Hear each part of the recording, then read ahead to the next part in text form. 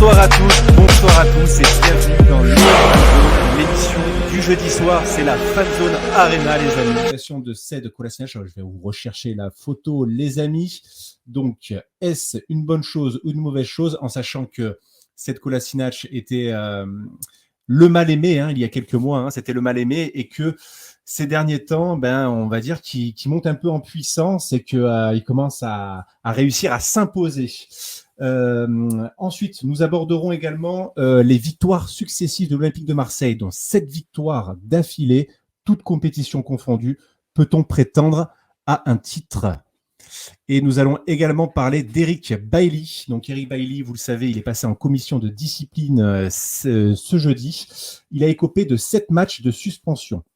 Voilà les amis, la question du jour, les sanctions toujours excessives pour l'OM. Point d'interrogation. Et pour parler de tous ces sujets, on va tout de suite faire rentrer la team du jour. Donc, on va commencer par notre professionnel de la team, le roi du micro, notre Riolo à nous, Jean-Max. Salut Jean-Max, comment tu vas ? Bonsoir John, bonsoir à tous les auditeurs. Ouais, ça me suit, l'histoire de Riolo, décidément. J'adore ça te va bien. Ouais, je posé une question comme ça. C'est quel monastère qui t'a fait la musique là entre les cloches et puis les chants grégoriens. J'ai dit tiens, il est allé dans un monastère, il a dû faire une cure. Alors il est témoin dans une autre vie, ça y a donné des envies. Enfin c'est pas grave. Voilà, John, mais très heureux d'être avec toi ce soir dans cette Fanzone Arena. Et puis on aura peut-être des invités. Je crois qu'on fera monter des auditeurs tout à l'heure. Tout à fait. En deuxième partie de l'émission, il y en a certains qui attendent. Il y en a certains qui attendent, donc on aura le plaisir de les faire monter. Mais c'est toi qui dirige. C'est toi qui dirige ce soir, mon poulet. C'est à toi de faire rentrer tout le monde. C'est à toi de diriger. On est là pour t'aider. Donc vas-y, mon petit John. N'hésitez pas, les amis. Vous savez, si jamais vous voulez rentrer, on vous mettra le lien du stream et vous cliquez dessus et vous rentrez. Alors on va accueillir les autres parce que nous sommes pas que tous les deux ce soir. Il y a également le Auré, le plat du pied sécurité. Il est avec nous. Auré, comment tu vas ? Et bonsoir les amis, très heureux de vous retrouver dans notre émission de la Fanzone Arena. Ça faisait un petit moment que ça me démangeait d'être avec vous les amis, donc très très heureux d'être avec vous. Comme le disait John tout à l'heure, n'oubliez pas les amis de partager la page. Donc OM Fanzone, on est sur Facebook, YouTube et également sur Twitch les amis. Donc vous tapez simplement OM Fanzone et vous nous trouvez. N'hésitez pas à nous rejoindre, on a besoin de vous, on a besoin de votre soutien pour cette belle aventure qu'est l'OM Fanzone. Donc n'hésitez pas à rentrer dans la Fanzone. Tout à fait, Auré, tu fais bien de le dire. Alors, on a également Steve Soso qui est avec nous, donc le tacticien, la tactique, la technique, comme aime le dire notre ami Jean Maxou. Il est avec nous, Steve Soso. Bonsoir Steve Soso, comment tu vas ? Salut à tous. Ça va super. Quand il s'agit de parler d'OM, on essaie d'être présent au maximum et avec une belle équipe comme ça, on essaie de pas rater les rendez-vous. Donc, j'espère que comme bon nombre d'entre nous, vous êtes nombreux derrière votre écran et à de soutenir. On vous salue tous, d'ailleurs, les amis. On va lire vos commentaires, on va le faire rentrer tout de suite. Donc, c'est le pro du prono, les amis. Si jamais vous ne connaissez pas Phoenix et la Phoenixerie, les amis, je vous invite à vous abonner tout de suite sur son site internet de Paris Sportif. Bon, de toute façon, pour en parler, rien de mieux que le faire rentrer tout de suite. Phoenix est là avec nous. Salut Phoenix, comment tu vas ? Salut, quel accueil, mon Dieu, qu'est-ce que ça fait plaisir. Salut tout le monde. Vous le méritez tous, les amis. C'est un plaisir de faire un live avec vous. En plus des bons sujets ce soir, une bonne équipe, c'est génial tout ça. On va se régaler. Écoute, merci à toi, mon Phoenix. On va embrayer directement, les amis. Donc, vous avez vu que le premier sujet, c'était autour de la prolongation de Sead Kolasinac. Donc, ma question, les amis, est-ce une bonne chose ou une mauvaise chose, cette prolongation ? On va commencer par... allez, Auré, t'es chaud ? Allez, on y va, les amis. Donc, allez, c'est parti. Tiens, je te mets la photo de Kolasinac. Allez, avec plaisir. Donc, notre cher Kolasinac. Écoute, il y a quelques temps, je pense qu'on se serait posé peut-être quelques questions concernant le cas de Kolasinac, parce que on va pas se leurrer, il rentrait un peu dans une espèce de rotation, il n'était pas titulaire. Il est là aussi pour son compte aussi qu'il est arrivé en cours de saison, faut pas l'oublier. Il avait des difficultés dans son ancien club. Et là, je pense que ces derniers temps, il a montré, tout simplement. Je pense que la trêve de cette Coupe du Monde lui a fait énormément de bien. On a retrouvé un petit peu des brides pour les puristes du Sead Kolasinac qu'on avait pu apercevoir du côté d'Arsenal.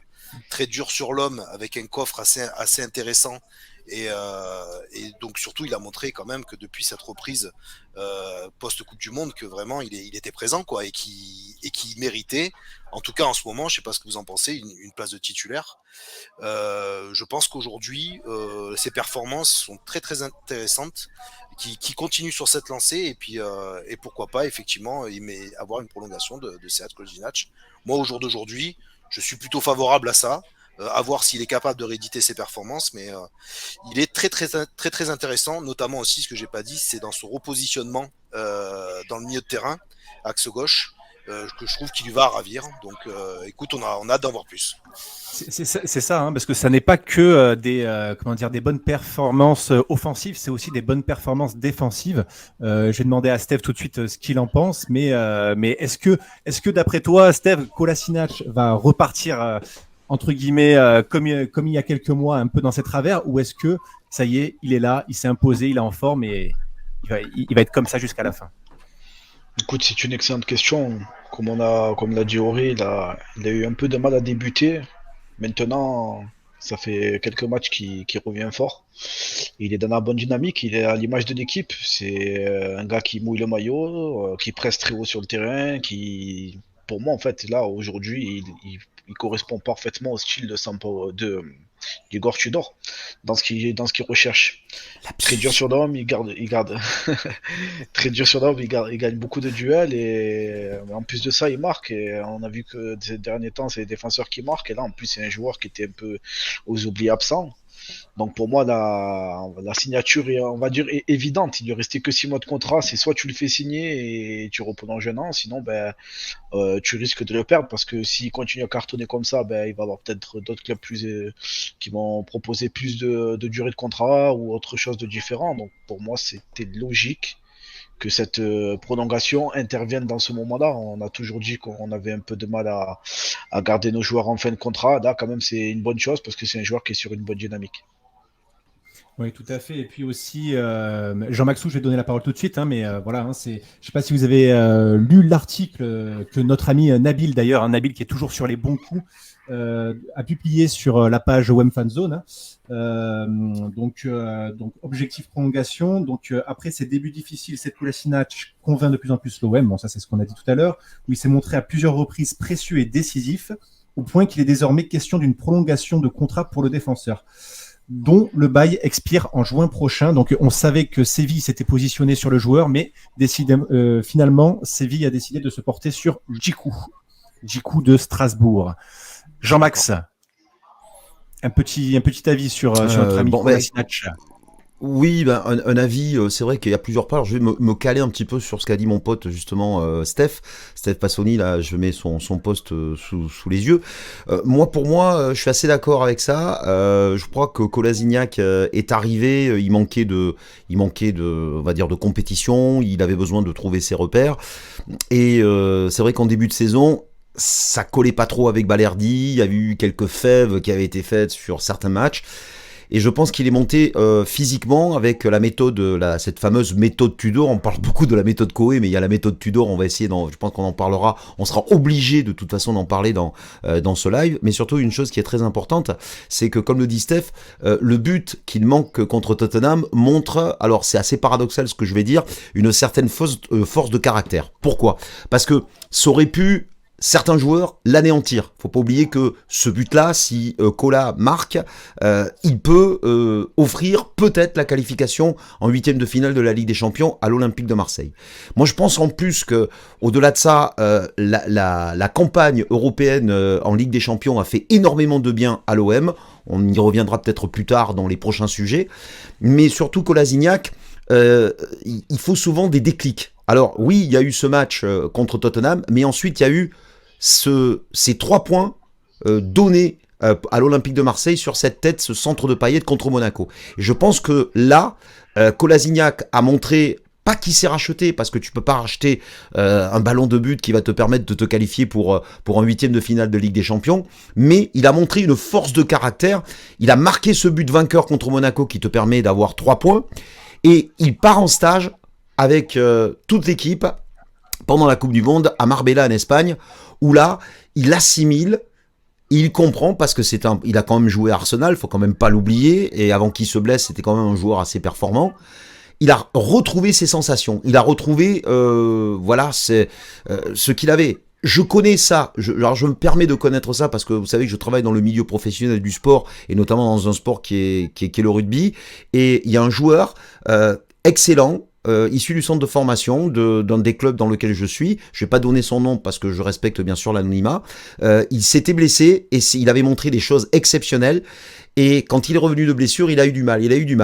Et il a eu une pénalité dernièrement qu'il a marqué de 40 mètres, qu'il a complètement remis sur les rails. Et depuis, il fait des matchs excellents qui sont à son niveau. Et je pense que Kolasinac, c'est un petit peu ça. Il avait besoin de retrouver cette sensation. Comme le dit Steph, il y a eu ce raté, mais il a montré qu'il avait du mental, qu'il avait du caractère. Il a su se relever contre Monaco. Et là, il marque quasiment à tous les matchs. Mais surtout, il est très fort défensivement et il a un volume de jeu. Et physiquement, c'est un joueur qui est prêt. Donc pour moi, sa prolongation, s'il n'a pas de pépins, s'il n'a pas de blessure, et si ça continue à fonctionner pour l'Olympique de Marseille, je ne vois pas pourquoi ça ne continuerait pas, eh ben je pense que c'est une très bonne chose de le prolonger. Bah, vous avez bien fait le tour un petit peu. Pour moi, s'il continue comme ça, dans ce chemin-là, et qu'on a dit Jean-Max qui se blesse pas, ce qui était le cas quand il est arrivé, comme l'a souligné Seb tout à l'heure. Quand il est arrivé chez nous, il sortait de blessure, le garçon aussi, hein, donc il a fallu du temps. Après, il a manqué de temps de jeu. Je veux dire, le but qu'il met récemment, si ça avait été d'autres joueurs avec un petit peu plus de cote, je pense qu'on en aurait reparlé, que les médias en auraient reparlé, hein, le petit contrôle, dans la surface là, devant le gardien. Tuto roulette. Voilà. Je veux dire, il a clairement le niveau. Bon, après, le problème, c'est que, comme à l'OM, on fait beaucoup de trading aussi, et s'il fait de bons matchs, il risque de prendre trop de valeur, et s'il prend trop de valeur, est-ce qu'on va le garder ou est-ce qu'on va le vendre? Sur le deuxième sujet, justement, t'as un petit peu fait le lien, Jean-Max, avec notre série de 7 victoires consécutives, toutes compétitions confondues. Donc voilà les amis, la question c'est: est-ce qu'il faut penser à un titre comme disait Daniel Riolo? Voilà. Est-ce que c'est l'année du titre, que ça soit en Coupe de France ou en Ligue 1? Est-ce que cette année, c'est la bonne pour nous? Voilà, petite question. On va dire que c'est l'année du tout est possible. On va dire que c'est l'année du tout est possible. Voilà, pour moi, c'est ça. Le formule est plutôt ça. Alors disons que la question aujourd'hui, évidemment, est un petit peu prématurée. Prématurée, exactement, c'est le mot. Merci Jean-Max.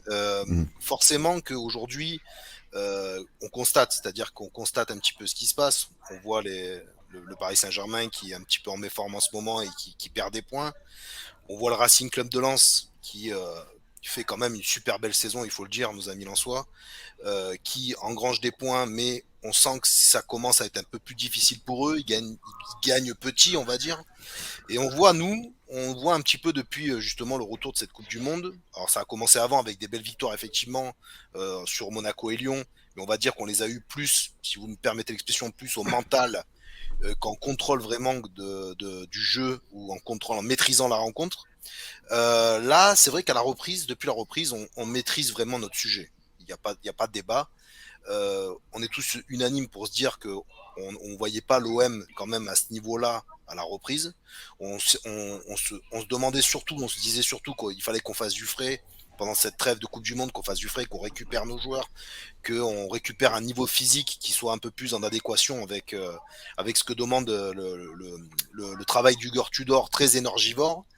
Et au final, on voit que physiquement, quand on est affûté et qu'on est bien préparé, et que la méthode Tudor elle est comprise, ça fait des étincelles. C'est-à-dire que depuis la reprise, effectivement, ça marche très très bien. On a une espèce de mainmise sur les matchs, on a le contrôle du jeu, on a le contrôle des rencontres, on maîtrise nos sujets. La question étant, si on la détourne un petit peu, c'est jusqu'à quand ça va durer en fait cette espèce de contrôle du jeu. Parce que tant qu'on contrôlera en fait nos adversaires comme on le fait actuellement, hormis scénario un peu catastrophique qui peut toujours arriver ou des faits de jeu qui seraient contraires à ce qui se passe sur le terrain, on peut se dire légitimement, oui, forcément, on a de quoi aller titiller la troisième, deuxième, première place. Pourquoi pas, on sera là, on sera présent. Après, effectivement, ça joue. Il n'y a pas que nous, il y a nos adversaires également. Il faut qu'évidemment qu'on pense à nous, mais regardez de manière plus générale. La saison est encore longue. Il peut se passer encore des événements. Il peut y avoir des faits, des blessés, des choses. Permets-moi, Il y a eu un Auré, élément, hein, hein, pardon, excuse-moi, Vas-y, John, Jean-Max, vas-y. il y a eu un élément Vas-y. qui a été quand même assez fort par rapport à ce que dit Auré, c'est intéressant ce qu'il vient de dire, c'est le match contre l'Orient. Le match contre l'Orient par rapport au contrôle. Tu as un OM qui fait 15 minutes où tu as, on se rappelle des statistiques qui avaient été données par Prime Video à ce moment-là, 86% de possession pour l'Olympique de Marseille, 14% pour l'équipe du Football Club de Lorient, et tu te rends compte que la tactique de Brice, c'était de nous contrer. Il était vraiment en place pour ça. On a vu des fulgurances de la part des Lorientais qui, dans la transition pour contrer, étaient très rapides, et on prend un but sur coup de pied arrêté, mais on voyait que cette équipe de Lorient joue très très bien, et on est mené 1-0.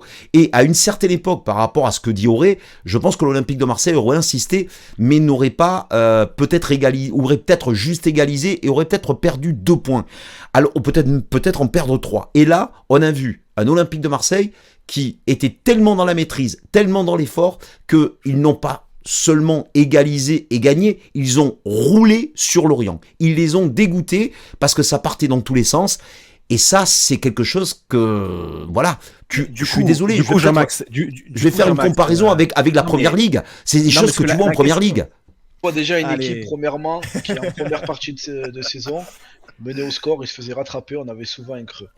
Là, depuis quelques matchs, ce creux, on n'a plus, mis à part un peu contre Lorient, mais c'est pas le même creux. C'est pas le creux après retour des vestiaires, tout ça. C'est pas la crevasse, voilà, c'est ça. Là, donc premièrement, on voit qu'il y a vraiment une vraie nette progression. C'est que on n'a plus ce coup de mou pendant un quart d'heure ou après un but. Là, on marque, on continue à presser, on continue à monopoliser le ballon et surtout l'espace du terrain. Ça, c'est la première chose à dire. Steve, comment tu l'expliques ça? Comment tu l'expliques? Déjà, une équipe qui est beaucoup plus haute sur le terrain. Tout simplement. Pour moi, mentalement qui est bien, oui, qui a enchaîné les victoires avec cette série, qui en plus, couplé au physique, parce que le physique, ça joue énormément, on le sait. Le creux, il n'était pas que mental. On savait que physiquement, des fois, on prêchait parce que on avait du mal. Ce jeu de Tudor est très énergivore. Et là, on voit quand même une équipe physiquement qui a bien récupéré pendant la Coupe du Monde. Faut être honnête. Après, comment je l'explique, moi, c'est que pour moi, la force de Tudor aujourd'hui, c'est se reposer sur le travail défensif. C'est-à-dire que comment tu fais pour récupérer les ballons, c'est tu récupères très vite et tu le sors proprement. Comparé à l'année dernière avec Sampaoli où c'était plus sur du contrôle. C'était transition un peu plus basse, plus rapide et monopoliser le jeu. Là, on voit bien que les joueurs se cantonnent à vraiment récupérer le ballon très vite. Il faut savoir que tu changes 3 défenseurs centraux comparé en début de saison. Donc, pour moi, aujourd'hui, la qualité de cette équipe-là est démontrée que tu peux aller chercher quelque chose. Parce que tu as une vraie progression dans ton jeu. La deuxième chose aussi qu'il faut se mettre en compte, c'est que, alors, le bémol, c'est que tu perds 2 joueurs offensifs, mais l'avantage, c'est quand même que tu gagnes en qualité sur le terrain par rapport à son système de jeu-là, et tu enchaînes moins de matchs. Donc, quelque part, pour moi, alors je vais pas dire que je vois l'OM gagner quelque chose cette année, mais ce qui est sûr, c'est que par rapport à l'année dernière où on a fini deuxième avec un superbe championnat, cette année, on a une équipe qui, a priori, a vraiment compris le système Tudor. Et pour moi, en fait, on a les qualités pour aller titiller le Paris Saint-Germain, que ce soit en Coupe de France, que ce soit en championnat. Maintenant, tu as des équipes comme Lens et on va dire Rennes, Monaco qui sont derrière l'affût. Mais si on continue à jouer comme ça, franchement, je vois pas pourquoi en fait on verrait pas notre équipe faire quelque chose cette année parce que d'année en année en fait on est là pour engranger de la qualité et aller chercher un titre. C'est le but. Aujourd'hui, c'est de gagner quelque chose et on joue pas pour à chaque fois finir en seconde zone. Est-ce que tu vois un titre, Phoenix? Vas-y, envoie tout. On veut t'entendre. Si t'es voyant. Alors, non, espérer, bien évidemment, qu'on espère qu'on va aller enfin une fois pour toutes, une bonne fois pour toutes, leur faire fermer leur bouche, là, tu vois, un petit peu. Donc, oui, bien évidemment que j'espère. Ça, c'est clair et net, au moins c'est dit, tu vois. Après, il est encore un petit peu trop tôt. Quand même pour se projeter quand même aussi loin, il reste encore quasiment du match, il me semble, de mémoire. On est les que la gars. moitié du championnat, tout à fait. On va Non, on va attaquer la match phase retour. Monaco, c'est le premier match de la phase retour. On a fait la moitié du championnat. Ouais, c'est exactement. Donc voilà, il peut se passer encore beaucoup de choses, mais comme l'a souligné Steve, c'est vrai que pour le coup, à l'heure actuelle, sincèrement, quand on nous voit jouer, quand on voit l'évolution et quand on voit réellement, je veux dire, sur tous nos buts, je crois qu'il y a eu 16 buteurs différents depuis le début de l'année à l'Olympique de Marseille. C'est-à-dire, c'est quand même une stat, je veux dire, ça, c'est une stat de fou. Une deuxième stat de fou. D'ailleurs, Sanchez est repassé devant sur les buteurs avec le match de Lorient. Ouais. Je te laisse continuer, Félix. Ok. Donc, ça, c'est encore, tu vois, ça, c'est bien. Donc, si on puisse se tirer la bourre entre eux, c'est génial. Mais il y a une stat aussi à prendre en compte, c'est qu'on a 41 points, 42 points aujourd'hui, si je dis pas de bêtises. 42. 42 points. Et On a le classement, hein. On va mettre le classement. Il dit le classement. Ouais, je vais le mettre. Non, mais vas-y, pas- John, gère ton émission, je vais le mettre. Vas-y. En termes de Ok, stats, vas-y, les je gars, passe. il n'y a pas une année en fait où on a fini hors du podium en ayant en fait 44 points. En ayant ce nombre de points à ce stade-là de la saison, on n'a jamais fini la saison hors du championnat, hors du podium, pardon. 44 points. Il y a vous avez le classement hein, 44, sous les yeux. c'est Lens.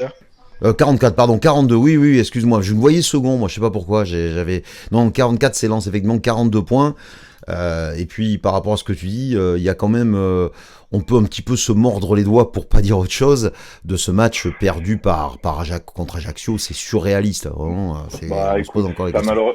C'est le passé, mais bon.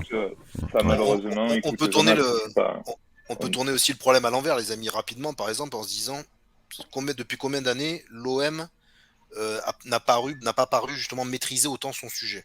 Moi, pour ma part, ça fait quand même un bon bout de temps que j'ai pas vu quand même cette espèce de OM en rouleau compresseur.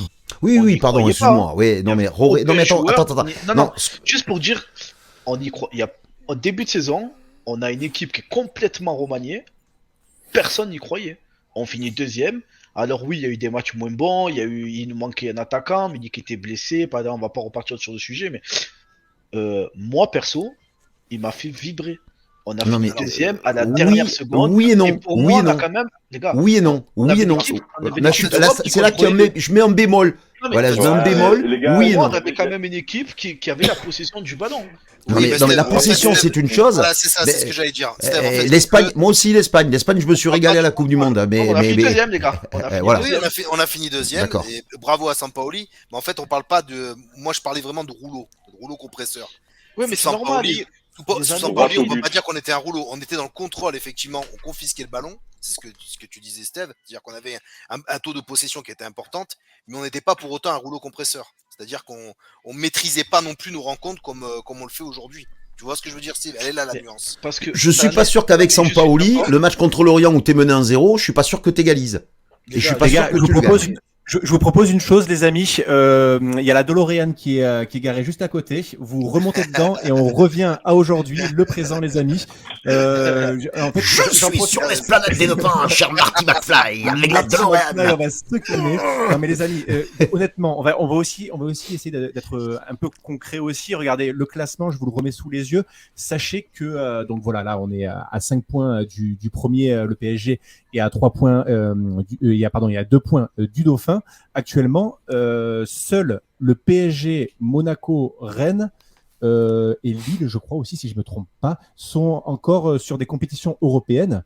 Lens et Marseille ne le sont pas. Voilà, ce sont vraiment les deux seules équipes qui jouent la Coupe de France et la Ligue 1. Donc, est-ce que ces deux équipes peuvent avoir un gros avantage par rapport justement au PSG, à Monaco, à Rennes ou à Lille pour aller grappiller la première place? Là, tu veux vraiment nous faire dire des trucs où on va ressortir les dossiers dans quelques mois si ça passe pas. Il est malin, tu vois. Et puis il se mouille pas, il te dit allez, vas-y, lâche-toi. Vas-y, non. Alors déjà, c'est le but du jeu. Non mais ça c'est non mais voilà. Je vais répondre clairement. Paris peut prétendre à enchaîner les matchs. Je vois mal Rennes, Monaco et trucs continuer. Je pense que le prochain match, il saute. David qui nous a rejoint. Pierre fait d'impatience, David. Écoute, ça tombe bien, David il est voyant. David il est voyant, il va te dire si on va être champion ou si on va gagner la Coupe de France. Ça tombe super bien. Voilà. Bon alors Alors, on attends, fait je un peu reviens tout de parce qu'il suite. faut qu'il me laisse le suspense quand même. Hein. Comment va David depuis le temps? T'as pas mis ton chapeau ce soir. C'est Non. dommage. Salut David. Salut David et bienvenue. Comment vas-tu? Enchanté Auré, Phoenix et Steve que je connais pas. Voilà. Bonsoir David. Salut. Bonsoir David.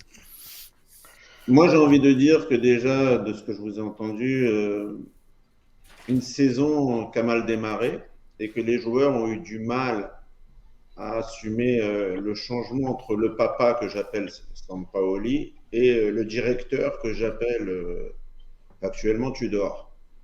Tudor a changé complètement la mentalité de l'équipe. Et si on regarde que l'année dernière, on est en Ligue des Champions juste sur le fil grâce à Lens, qui est notre dauphin aujourd'hui et qui nous marque ce but qui nous fait du bien, quelque part, c'est de la chance. Parce qu'on a perdu beaucoup de points avec Sampaoli sur le fait qu'on, comme a dit Jean-Max, je pense que j'ai entendu ça, qu'on monopolisait trop le ballon et on n'avait pas d'action qui était portée devant le but. On reculait tout le temps, on renvoyait la balle à notre gardien de but et on repartait toujours de derrière et on n'avait aucun jeu qui était percutant et qui allait de l'avant. Tu parles de la verticalité. Exactement. Et là, on commence à prendre plus les couloirs, on commence à prendre plus la profondeur. Under revient dans le système de Tudor qui n'a pas été son chouchou au départ. Peut-être que Under ne voulait pas au départ adhérer au discours de Tudor, d'où ces petites embrouilles qu'on a perdu beaucoup de points, à accepter que ce nouveau changement, ce nouveau dispositif, moi je pense personnellement que tout ça c'était bien calculé à l'avance, qu'on ne vient pas me dire que oui, Sampaoli et puis comment il s'appelle, et Longoria se sont embrouillés pendant la période estivale. Je pense que déjà les dés étaient déjà jetés et même pipés à l'avance et que comment il s'appelle, Sampaoli allait partir. On voit que ça a payé, puisque on voit que surtout Tudor a mis une équipe physique. C'est-à-dire qu'il veut des gens qui courent, qui aillent au pressing, qui ne lâchent pas le ballon et qui vont le chercher le ballon. On n'avait pas ce côté d'être restreint. Alors aujourd'hui, ça paye. On fait le meilleur championnat de l'histoire depuis 10 ans. On va chercher, c'est ce qu'on veut de ce nouveau football moderne, on veut du jeu. On veut vraiment quelque chose qui va de l'avant et on ne laisse pas respirer l'adversaire. La phase des matchs allés se termine comment? On finit simplement avec, on a eu quelques bémols avec les gros cylindrés. On perd des points essentiellement avec les gros cylindrés. Bonsoir à toi Nabil, et puis on va te poser la question tout de suite, hein. Voilà, tu prends en cours le live, mais on était en train de se mouiller un petit peu, mon Nabilou, sur l'OM qui allait gagner un titre cette année. Est-ce que tu penses que cette année c'est la bonne pour l'Olympique de Marseille? Bonsoir à tous les gars, franchement. Bonsoir mon Nabilou. Énormément les gars, je vous le dis, j'ai le démon, mais j'essaye de quand même l'équipe. Alors sache qu'on t'entend pas très bien, essaye de te rapprocher un peu du micro si tu peux. Et là, vous m'entendez? Ah, beaucoup mieux. Bonsoir à tous les gars, vous me manquez les gars. Bonsoir Nabilou. Salut Nabilou. Salut l'équipe, ça va bien? Ouais, mon Nabilou, ça va bien. Bon, on s'est eu au moins 10 fois dans la journée, mais je te C'est redis pas grave. bonsoir quand même. On s'est pas eu du tout aujourd'hui. Ouais, ben, pour rebondir à ce que vous avez dit, là, je viens en cours de route là. Ben, sincèrement, tout est possible cette année, tout est possible. On a vu une équipe pas bonne du tout en début de championnat, avec des matchs de préparation qui voulaient rien dire. Après, on a eu début de championnat avec 7 victoires d'affilée. On est rentré dans un ventre mou avec énormément de joueurs blessés, des suspensions, des incohérences. Et aujourd'hui, je dis et je suis persuadé que tout est possible. Quand je dis tout est possible, on peut pas rêver, mais on espère faire quelque chose, que ce soit en Coupe de France ou en championnat. Déjà, il est clair qu'il va falloir tomber à titre personnel les Lensois et les Parisiens. Il va falloir faire le travail. Et puis après, être sérieux dans notre partie de championnat, qui va être un peu long, et en espérant qu'on n'aura pas l'équipe dure qu'on a eue au début. Voilà. Est-ce que les amis, la question, faut que je vous la repose, allez plutôt dans un mois ou non, j'avoue que cette question est vraiment, voilà, hein, elle est précoce. Non, hein, mais il y a un élément, il y a un élément dont on n'a pas parlé. Attends 2 secondes, mon Maxou, s'il te plaît. On a quand même un voyant avec nous, David. Alors David, on va juste te poser cette question. Tu me réponds par oui ou non. Voilà. Non, tu me réponds juste par oui ou non, et puis après C'est on va te bon. souhaiter une bonne soirée, hein, bien évidemment. Mais mon David, est-ce que cette année on a un trophée? Ah, ça c'est différent. Oui ou non? Non.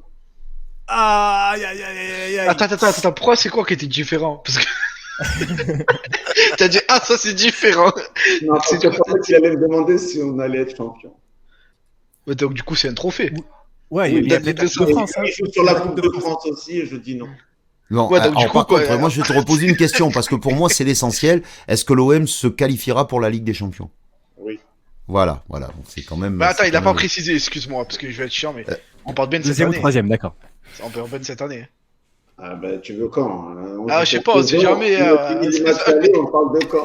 Donc, ce qui est exceptionnel, c'est que je savais pas que tu bossais à l'équipe 21. Par contre, j'ai vu David d'équipe 21, oui, chapeau. J'ai mis ça parce que comme j'ai eu une émission sur l'équipe 21 et qu'elle m'a bien... Elle t'a bien boosté. Ouais, j'ai parlé pour Estelle Denis, j'avais parlé pour d'autres personnes qui étaient là-bas et tout, ils ont été très satisfaits. Puis ce que j'avais sorti s'est réalisé aussi, donc Bon, d'accord. voilà quoi, je veux dire. Ouais. Bon, bah, en tout cas, merci David d'être passé. On te souhaite une très bonne soirée. On va passer tout de suite au troisième sujet, les amis. Si vous le voulez bien, allez, c'est parti. Le troisième sujet, c'est Eric Bailly, parce que depuis tout à l'heure, on a des sujets en tête, mais il y a quand même ce sujet où nous sommes pas d'accord. Hein. On peut le dire, nous sommes pas d'accord sur Eric Bailly. Donc, on va quand même poser le sujet. Donc, Eric Bailly est passé en commission de discipline ce jeudi et il a écopé de 7 matchs de suspension. Voilà, donc il en a déjà purgé 2. Les sanctions toujours excessives pour l'OM, les amis. Qu'est-ce que vous en pensez? On va commencer. Allez, on va commencer par. Est-ce qu'on peut mettre un exemple? Voilà. Bien Là, évidemment. vous avez Tu le donneras l'action. juste après. Ah ouais, vas-y. Non mais voilà, vous avez l'action d'Eric Bailly. C'était contre hier, on s'en souvient. Donc effectivement, on se doutait qu'Eric Bailly allait écoper d'une lourde sanction.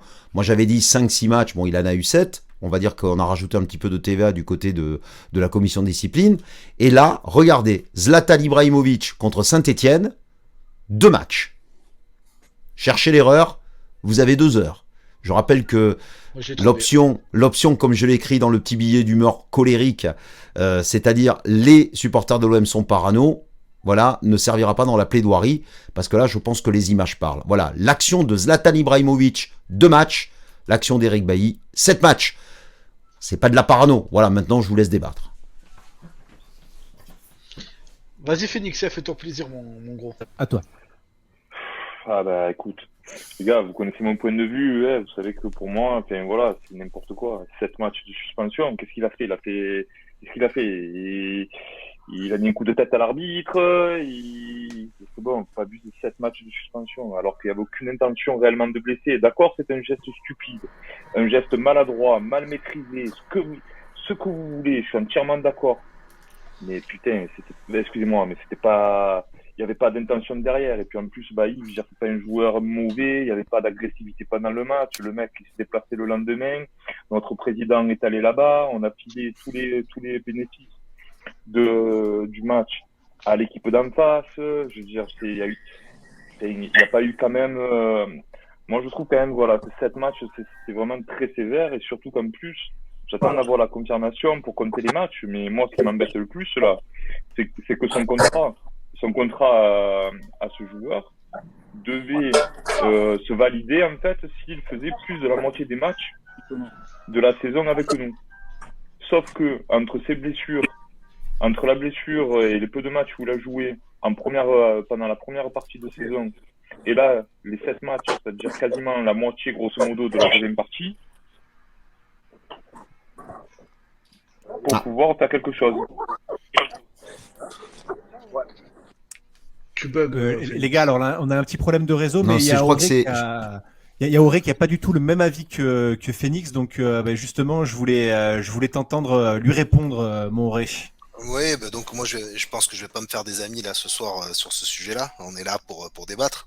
Alors moi j'ai plusieurs choses à vous dire avant que ça monte en pression, mais pour moi la sanction de Bailly est totalement justifiée.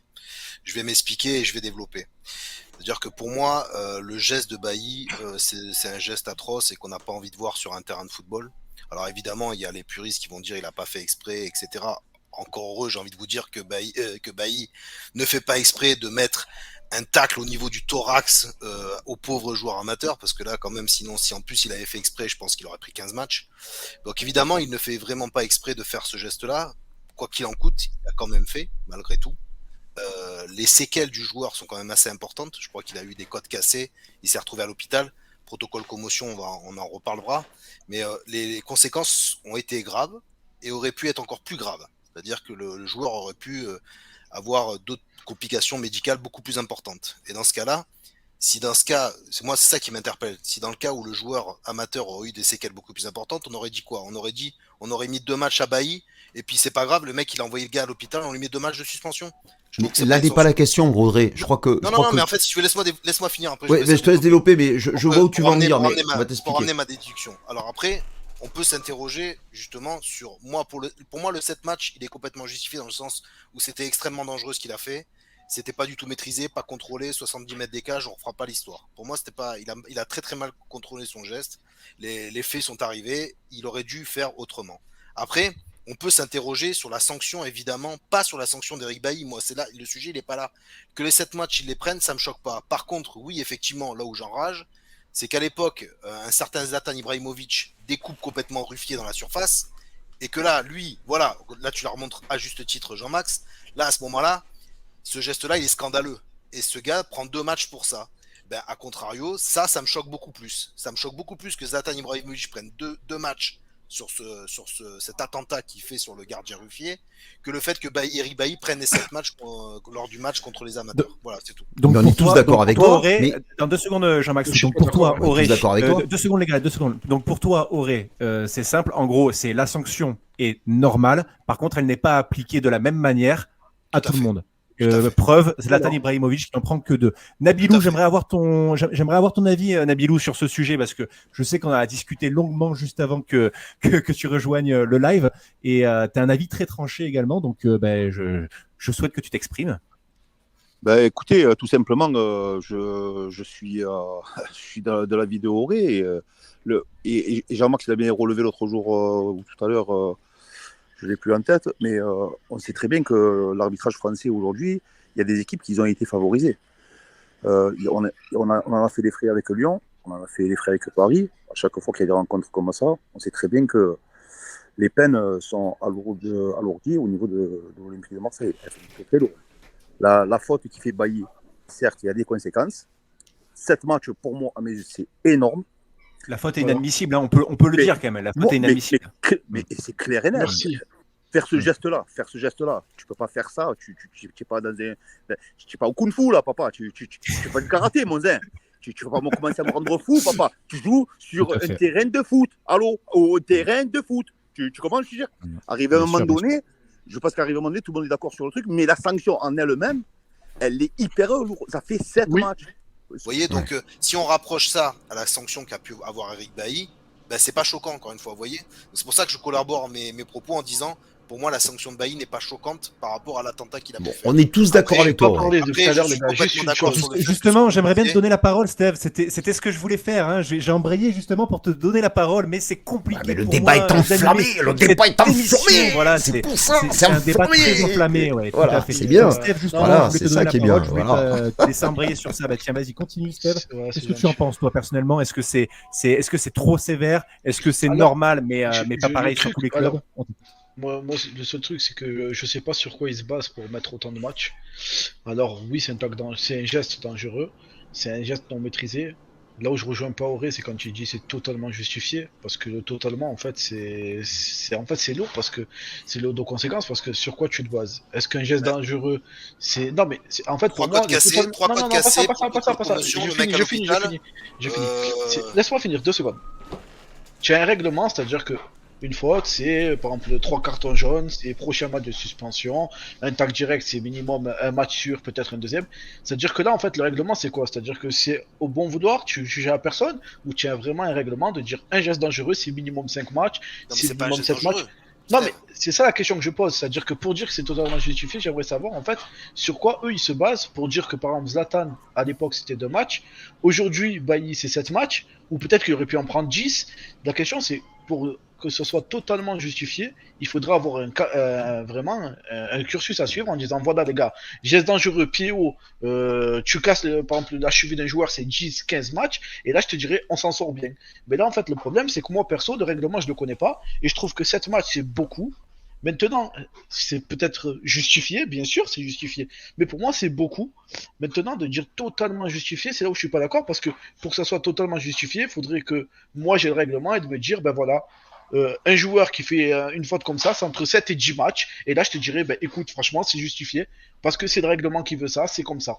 Là, le problème, c'est qu'en fait, personne, moi le premier, ne connaît le règlement, donc pour que ça soit totalement justifié, il faudrait qu'il y ait quelque chose qui dise un geste non maîtrisé, c'est 10 matchs. Et là, si je te dis prends 10 matchs, je te dis c'est justifié parce que c'est l'extension minimale qu'il aurait pu encourir. Commentaire de Wem Passion, c'est nous. Je veux bien que la commission de discipline prenne en compte les blessures du joueur, mais est-ce que c'est normal en soi? Parce que est-ce qu'il faut sanctionner quelqu'un une fois qu'on sait en fait, on fait comme la justice, quoi. Est-ce qu'on doit sanctionner quelqu'un quand on sait que le mec il est blessé ou quand on sait que le mec il n'est pas blessé? Je ne suis pas d'accord avec ça. À partir du moment où tu fais un geste qui est inadmissible sur un terrain, tu dois être sanctionné de la même manière. C'est un petit peu là où on se rejoint, Steve, tout à l'heure, quand tu disais que tu ne comprends pas trop le règlement, comment il est fait en soi. Là, tu disais que Yves Pantaleo, pour jeu dangereux, c'est 5 à 6 matchs, mais dans ce cas-là, que ça soit pareil pour tous les cas, et que ça soit pas et que ça ne soit pas 7 matchs pour Bailey et demain matin sur un autre match ça soit 2 matchs pour un autre, c'est totalement scandaleux, et il faudrait que toutes les choses soient linéaires, c'est que le point du règlement soit clair à ce niveau-là. Les gars, moi, moi les gars, moi je vous dis la vérité, hein. C'est peut-être de la science-fiction que ce que je vais demander. J'aurais aimé voir la même action de Bailly, d'accord, sur une équipe de Ligue 1. Quel impact ça aurait pris? Est-ce qu'il aurait pris autant de matchs? Voilà la question que je me pose. Est-ce qu'il n'y a pas, parce qu'il y a eu une infériorité par rapport au nombre de divisions d'écart, est-ce que c'est pas ça qui a peiné dessus? Vous comprenez ce que je veux dire? C'est ça, moi, bien sûr. Hein, moi je suis persuadé. Je me suis posé, moi je me suis dit c'est pas compliqué. On va mettre, comme il dit Jean Maxou, l'église au milieu de son village. C'était la Fanzone Arena, les amis. C'était la première émission de la. Il faut remercier les gens, John. Il faut remercier les gens. S'il te plaît, je continue sur ce que je disais. Donc, c'était la première de la Fanzone Arena, les amis. Voilà, tous les jeudis à partir de 21h. Je remercie toutes les personnes qui sont montées dans le live, évidemment, toutes les personnes qui ont chatté avec nous, qui nous ont posté des commentaires. Merci Patrice, merci Seb, merci David aussi qui est monté sur le live, merci Wem Passion, c'est nous.